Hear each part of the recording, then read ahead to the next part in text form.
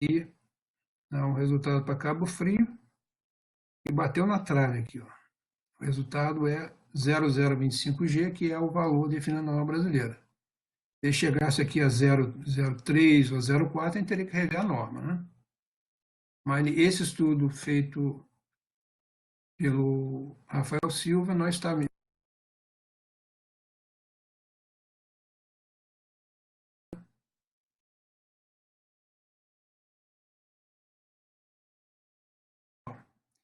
Então, aqui é um espectro de projeto de Cabo Frio. Aqui é o da norma. Aqui várias curvas, mas o que interessa é essa daqui, ó. Mostrando que não só nós estamos seguros com relação, como a gente deveria ter espectros mais específicos para a região de baixa sismicidade, né? Com valores menores, né? Então, nós vamos considerar isso um pouquinho para frente. Como é que passa aqui para frente?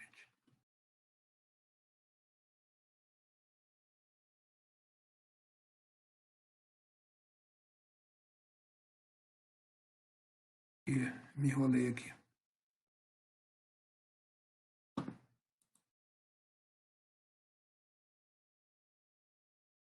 Travou aí a apresentação? Não, aqui ficou grande aqui. Acho que porque a sua câmera fechou, né? Acho que foi a câmera que fechou? Não sei, eu queria passar para frente aqui. Não sei o que foi que aconteceu. Aqui eu estava com o menorzinho. Vamos ver aqui. A sua câmera fechou pra mim, pelo menos aqui, eu não tô te enxergando mais. Ah, é? É, Então, vamos reabrir então aqui.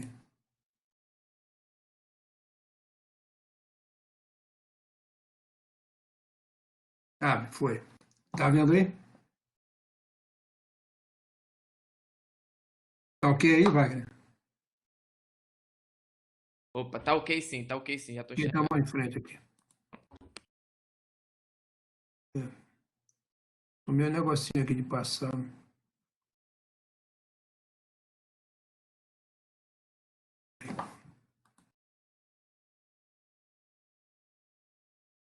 Eu acho que eles se cansaram, já falei demais, hein? Não tá, o slide não tá avançando, não? Ah, aqui tá. Não é. Para avançar o slide, o que eu deveria fazer aqui? Ah, peraí, porque eu acho que quando fechou a câmera voltou pra mim como administrador. Vou voltar de volta aí. Ah, pode ser. Já volta.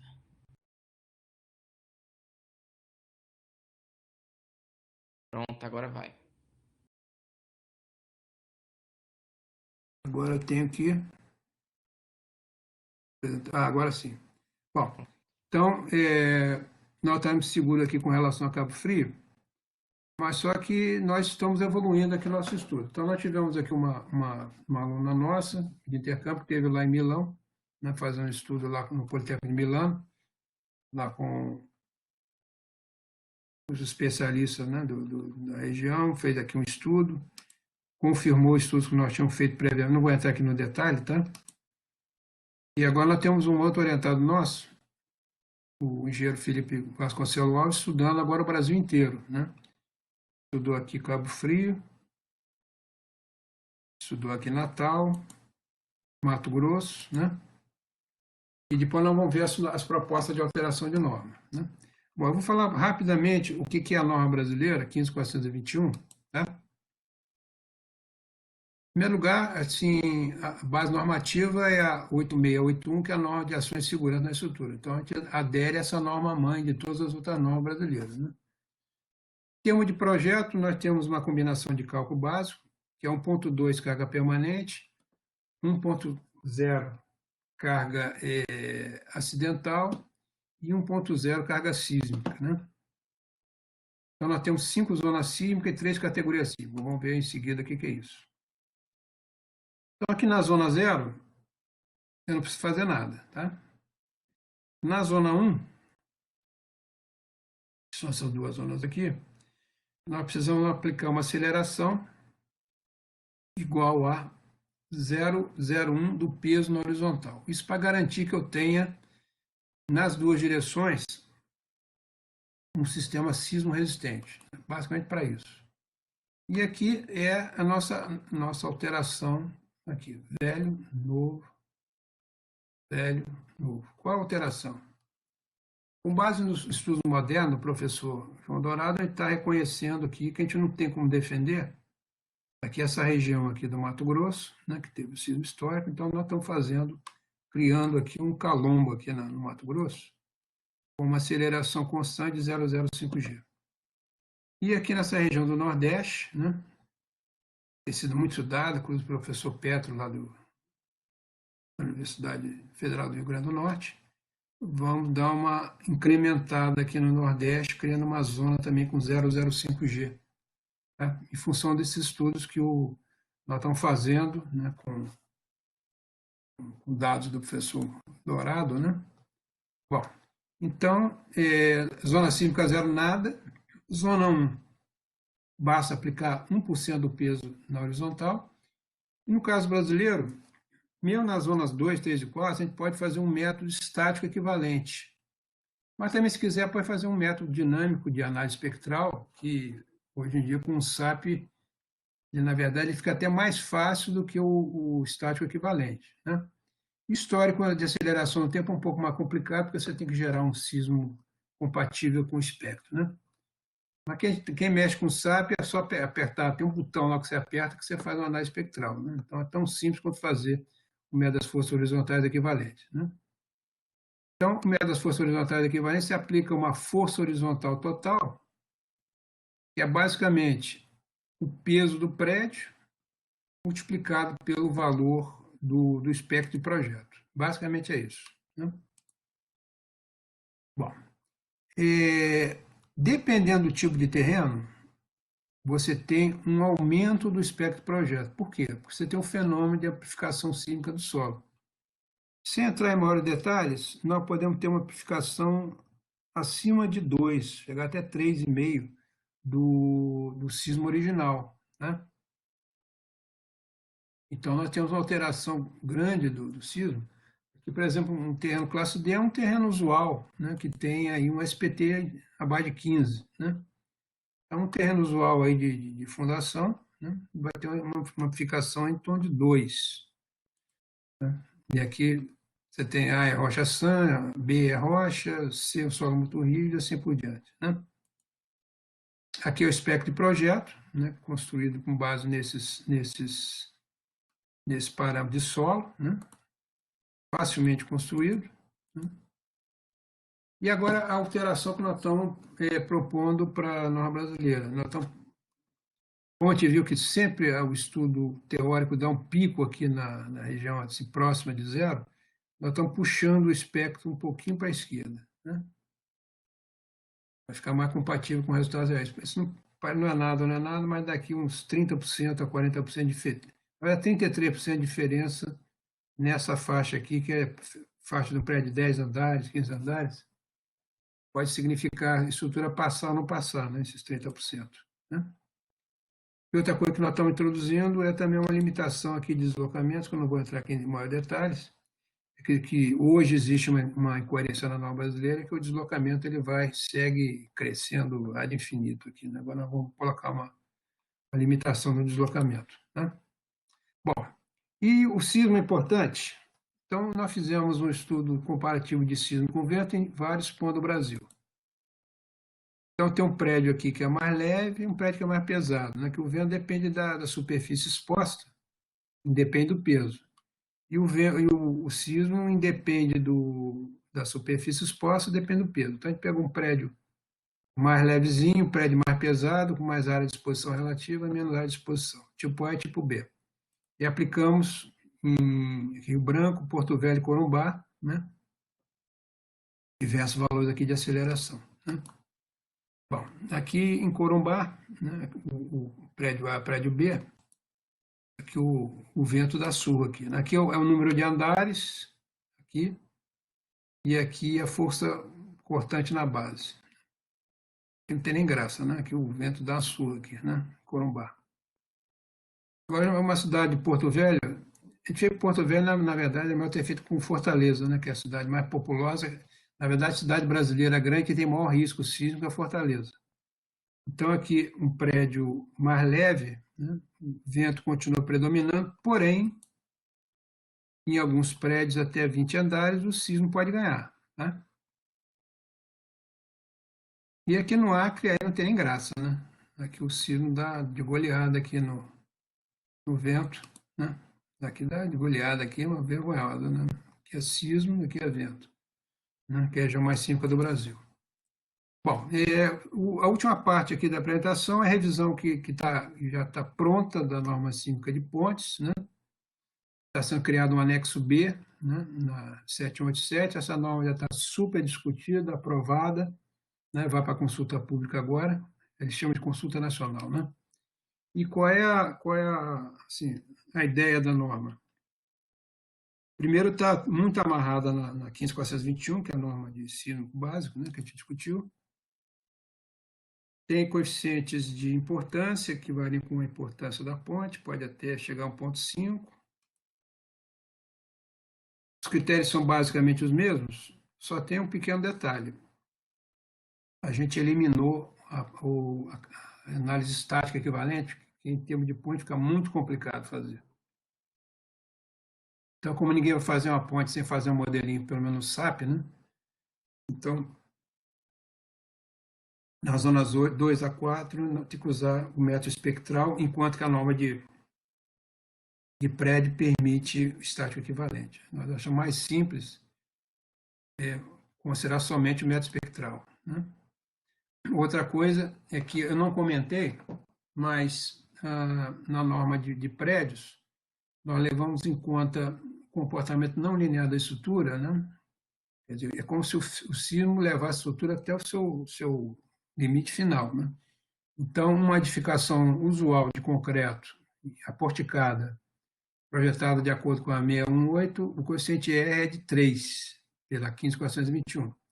Enquanto que em pontes, esse fator, as estruturas são muito mais frágeis, então esses coeficientes R são bem menores. Né? Então, enquanto com concreto é 3, esse fator de redução aqui vai ficar em 1,5. Né? Uma preocupação muito maior com as pontes. Né? Outra coisa importante em ponte, que não existe em prédio, é que pontes muito longas, você pode ter, como o movimento sísmico ele é propagado através de ondas, você pode ter entre dois extremos um deslocamento para a direita e o outro lá na frente um deslocamento para a esquerda. Né? Então, você pode ter uma distorção no apoio da ponte. Né? Então, isso é um específico aqui de pontes, que é essa variabilidade espacial não existe em prédios. Né? Então, tem um critério aqui que é específico de pontes. Tá? A gente está para liberar um artigo que vai elucidar aí a aplicação da norma sísmica de pontes. Tá? Tem aqui toda a formulação aqui baseada nos Eurocodes. Tá? E muito obrigado pela atenção. É isso que eu queria mostrar para vocês. Estourei um pouquinho o tempo aí, tá? Então, estou aberto a essas. Não, tranquilo. Então, primeiro eu gostaria de agradecer aí a apresentação, né? Que ela foi muito boa mesmo. Eu confesso que eu não tinha muito contato até então, né? Não tive muito contato com essa parte sísmica, né? Até porque na graduação tudo que a gente vê mesmo está muito voltado para a estática. E mesmo na pós-graduação eu vi muito pouco aí da parte dinâmica e a parte sísmica menos ainda.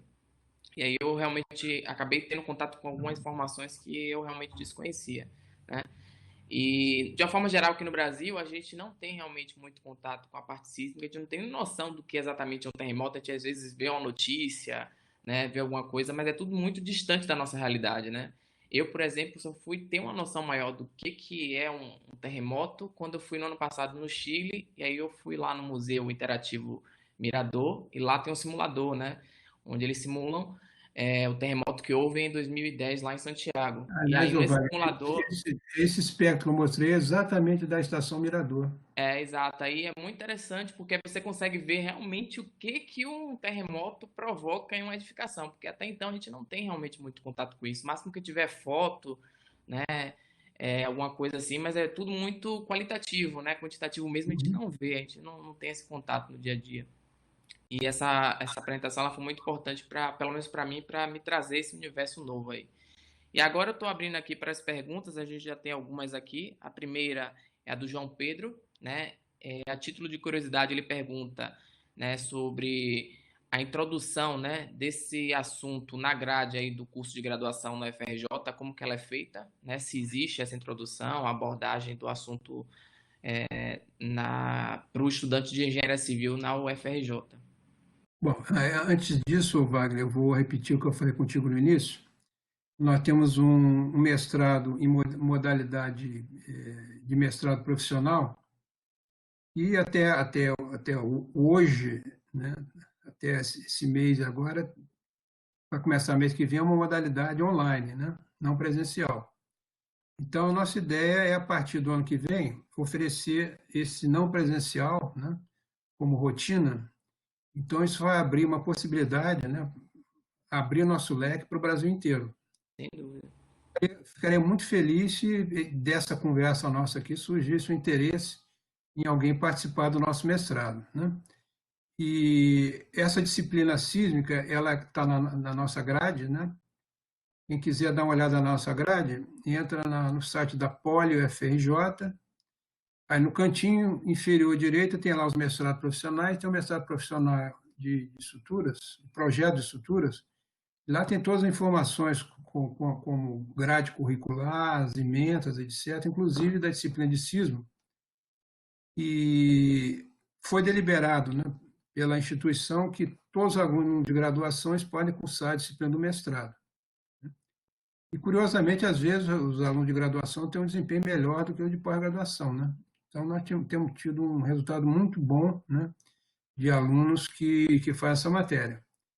Inclusive, você pode pensar o seguinte: bom, no Brasil eu vou aplicar isso pouco, mas você vai amanhã trabalhar numa empresa, né, como tem várias no Brasil, vão fazer um projeto fora do Brasil, aí na América Latina, né, e no exterior. Então, esses conhecimentos são muito importantes, né? Aí, eu diria que alguns alunos nossos de graduação cursam engenharia sísmica. E com E é interessante, né, porque como você mesmo mostrou aí, né, a questão histórica, os trabalhos que têm sido feitos, né, são todos recentes, então é muita coisa nova, né, sendo produzida aqui. exatamente. Está saindo do forno agora, né? Vamos ver aqui se tem mais alguma pessoa que perguntou. O pessoal que está falando conhecer também realmente muito pouco a respeito do assunto, né? É aquilo que eu expressei, não é uma coisa assim que a gente costuma ver na graduação, mesmo a nível de pós-graduação a gente também não vê com tanta frequência, né? E é interessante, eu espero que à medida que a gente for avançando aí, né, essas coisas, esses conteúdos novos possam ser incluídos aí na graduação, né?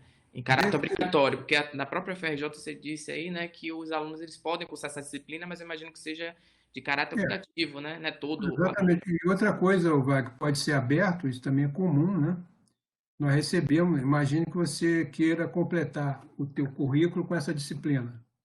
Você envia um pedido formal, né, através da instituição que o aluno quer cursar, ele cursa, mesmo que seja online, né? Ele cursa, ele vai ter essa disciplina incluída no currículo. Ah, isso é importante, né? Alunos de várias instituições, né? Você, Porque embora a gente não ofereça aqui, ele tem a opção de cursar aí junto com vocês, né? É interessante isso. sei, por exemplo, que já foi oferecido, não sei se ainda está tendo, curso nessa área lá na USP com professor de Portugal, né? A gente pode ter aqui um brasileiro falando em brasileiro, em vez de falar em português, né? Eu acho que é jogo, né? E é verdade, fora que um brasileiro ele vai estar falando aqui da nossa realidade, né? Das Isso. coisas da gente, né? As nossas normas, né? Então, é alguém que está realmente por dentro do como que é a rotina de projeto nossa, né? Uhum. Vamos ver se tem mais alguém aqui. Pode sim, tem o João Pedro querendo falar. É só ele abrir o microfone aí, Não pode fiquem falar. com medo, não, tá? Não, ok, boa tarde. Tudo bem, professor? Tudo bem, É João um Pedro? prazer conhecê-lo. Eu sou professor. Aqui nós estamos com uma gama de professores aqui da Universidade Federal do Vale do São Francisco. Meu nome é João Pedro, eu sou professor da área de estruturas. Estudei em Brasília, comecei o mestrado em Brasília. Com certeza o senhor vai conhecer os nomes que eu vou falar: professor Linneu, professor Macoto, professor Guilherme.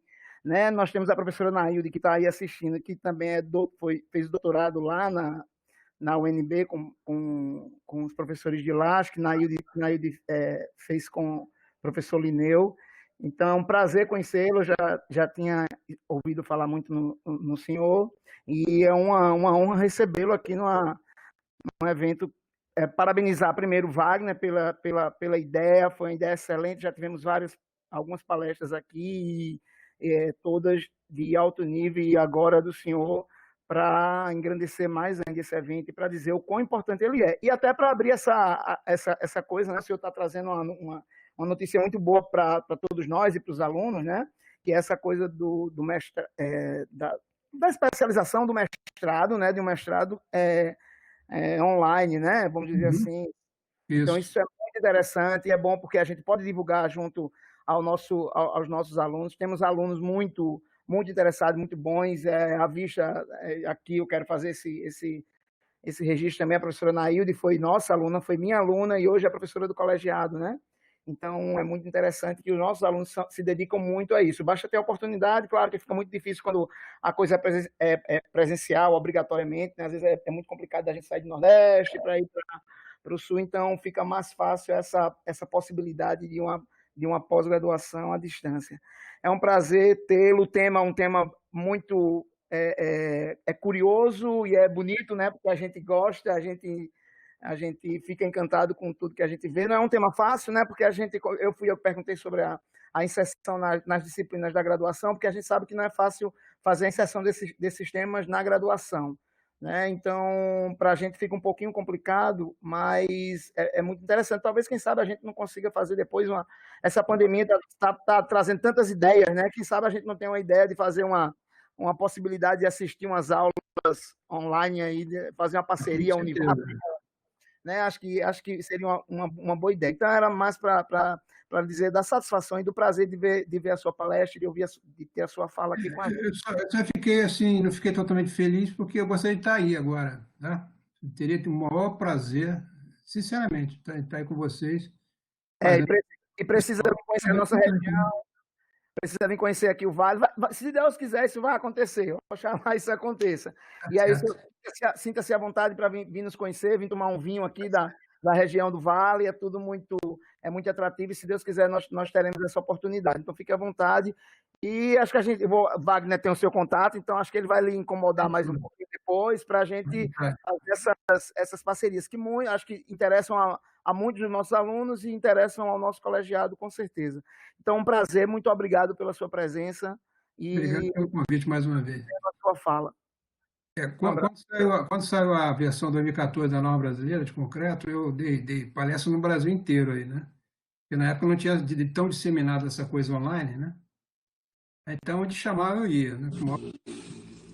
Falar da revisão da norma, né? Então, a gente tem a norma de ponte aí para ser revisada, que a gente pode também estar discutindo, né?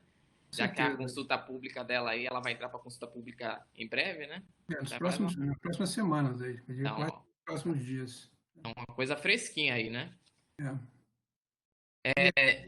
Manda muita participação do Brasil inteiro, né? Porque, por exemplo, a 618, né, que é a mais importante que a gente tem, às vezes nós tínhamos numa reunião, assim, 10 pessoas, né, participando. Uma coisa que tão importante, né? Tem tanta influência em tudo, indústria e construção, e pouca gente tinha a oportunidade de participar, né? Então, aquela história, né? Tem males que vêm para bem, né? Nesse caso, essa pandemia serviu para a gente aprender a usar essas ferramentas digitais aí para incluir mais pessoas, né? Nesse tipo de reunião, né? Com certeza. É isso. Inclusive, na próxima da minha 18 eu vou participar, com certeza. Já tenho lá o convite, então eu vou participar. O Eduardo, ele falou aqui, né? Divulga pra gente, Wagner, depois. Beleza, pode deixar. O Eduardo, ele tá perguntando aqui se há alguma explicação para aquela Zona 2 acontecer especificamente no Mato Grosso, né? Se existe alguma explicação. Olha, é o seguinte, eu falei no início o seguinte, nós meros mortais engenheiros civis, nós temos que recolher informações aí dos geólogos e sismólogos.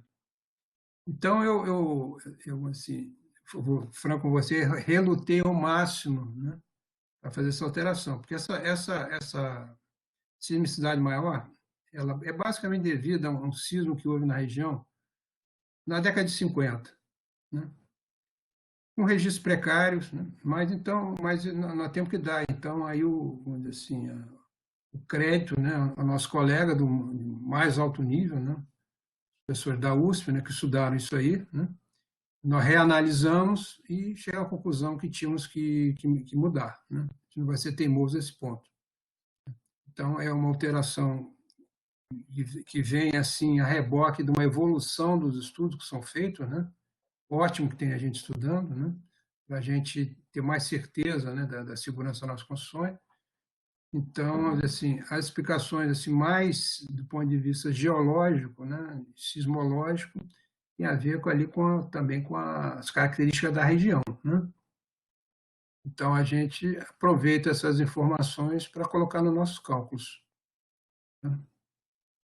O Felipe Alves, né? Ele pergunta aqui qual a importância da análise sísmica em estruturas nucleares, né? Eu acho que ele está perguntando justamente porque o senhor comentou, né, que os primeiros estudos surgiram na época lá da construção de Angra 1, né, da usina aí no Rio de Janeiro, né? É o seguinte, o risco ele é igual à probabilidade de ocorrência do evento que multiplica a consequência, né? Basicamente essa é a definição de risco. Então vamos pensar vamos dizer assim, na contaminação do meio ambiente com substâncias nucleares, né? Coisa altissimamente catastrófica.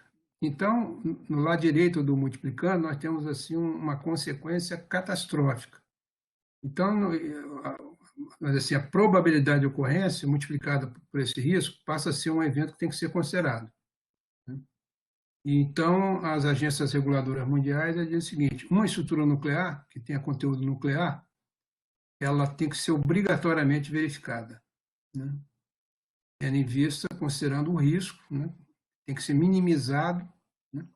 É até uma expressão americana, a LARA, né? As low as possible, né? Então, é nisso que, desde Angra 1, passando por Angra 2, depois por Angra 3, evoluindo toda a metodologia de análise, né? Depois as construções do reator de teste da Marinha, né? Para estudar lá de Sorocaba, em São Paulo, né? Todas essas estruturas foram devidamente verificadas com o máximo de cuidado, né? Para zerar não existe, né, em engenharia de estrutura, né? Colocar isso no nível mais baixo possível de probabilidade de acontecer um acidente, né? Então, muito do que a gente sabe hoje, ou quase tudo que a gente sabe hoje, vem a reboque das exigências da indústria nuclear, né? Então, acho que a sua resposta aí atendeu ao Felipe. Eu não sei se mais alguém vai digitar alguma pergunta. Ele digitou aqui mais outra. Quais são os países referências aí no estudo de análise sísmica, né? Hoje. Na química, a nossa escola de projeto, ela é toda europeia, né? De projeto de estrutura de concreto. Com força total pesquisando e impondo as normas americanas, você vê que na América Latina o único país que não aderiu ao ACI foi o Brasil. O último que aderiu foi a Argentina, né, que tinha uma norma baseada na norma alemã e aderiu à norma americana. Isso tem um aspecto comercial, né? Você tem um projeto seguindo a norma americana, é muito mais facilidade das empresas americanas entrarem, né? Então, existe uma pressão americana e não só isso, né? Um investimento maciço em pesquisa, né, que tem nos Estados Unidos. Então, o desenvolvimento da engenharia sísmica, se eu colocasse numa percentagem, eu diria assim, numa faixa de 60% a 70% é devido aos Estados Unidos, né? Depois vem a Europa, principalmente Itália, botar Itália e Grécia, né? Países que mais estudam a parte sísmica. Depois, numa proporção menor, né? O Japão e outros, né? Turquia. E, logicamente, que você tem pesquisador no mundo inteiro, né? Então, apesar de a gente estar muito amarrado à escola europeia, a nossa norma seguiu basicamente a norma SS7 americana, né?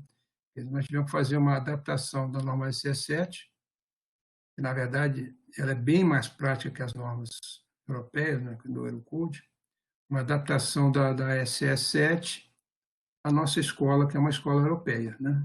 Então, são as duas escolas assim, mais importantes para nós, né? Então essa norma ainda teve esse desafio, né, de compatibilizar a origem da nossa, né, que é a origem europeia, com é, essa norma americana que meio que balizou essa que a gente criou aqui. Então, Exatamente. É. interessante. E eu fiquei curioso também com esse dado que o senhor passou com relação à participação do Japão. Eu imaginava que o Japão ele tinha mais pesquisa aí na área sísmica. O problema do japonês é o seguinte: eu tive no Japão, você fala assim, o japonês fala inglês assim, fluente, né? Estive no Japão e você entra no metrô, está todo mundo lendo, né? Aí você vai numa livraria, a maior livraria de Tóquio, 8 andares. Onde é que tem livro estrangeiro? No quinto andar. Tá. Chega no quinto andar, você só vê livro em japonês. Eu, vem cá, não é aqui que tem livro estrangeiro? Tem. Tem ali naquela estante ali, tem livro estrangeiro. Aí tem uns 30 livros em inglês. Né? Aí você compra um ou dois, mas é o seguinte, existe uma dificuldade assim de comunicação que é expressa, por exemplo, nas as poucas normas japonesas que são traduzidas. Isso é um dificultador, né? Não tem a menor dúvida. Você não tem muito acesso a essa tecnologia. Então, esse contato que existe vem muito assim de japoneses que estudaram nos Estados Unidos, né? Mas para nós é difícil, né? A gente tenta ao máximo, né, de chegar perto do japonês, né? Mas tem essa dificuldade da língua. E lá tem uma outra dificuldade também, que eles têm uma lei de construção, que é traduzida é o Building Law, né? Só que essa lei de construção ela está muito superada, então existem lá umas recomendações da Associação Japonesa de Arquitetos, que lá a arquitetura é meio misturada, né? Não são oficiais, né? São atualizadas, não são oficiais.